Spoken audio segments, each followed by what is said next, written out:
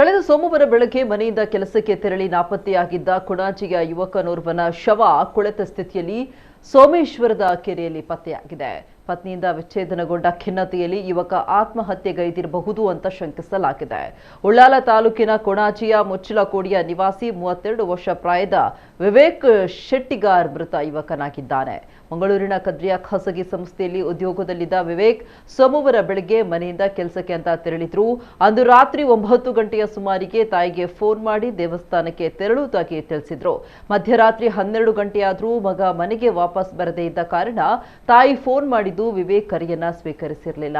ವಿವೇಕ್ ಮಂಗಳವಾರ ಕೂಡ ಮನೆಗೆ ಬಾರದೆ ಮೊಬೈಲ್ ಕರೆಯನ್ನ ಸ್ವೀಕರಿಸದೇ ಇದ್ದಾಗ ಗಾಬರಿಗೊಂಡ ಮನೆಯವರು ಎಲ್ಲಾ ಕಡೆ ಹುಡುಕಾಡಿದ್ದು ಕೊನೆಗೆ ಕೊಣಾಜೆ ಪೊಲೀಸ್ ಠಾಣೆಗೆ ತೆರಳಿ ನಾಪತ್ತೆ ಪ್ರಕರಣ ದಾಖಲಿಸಿದ್ರು.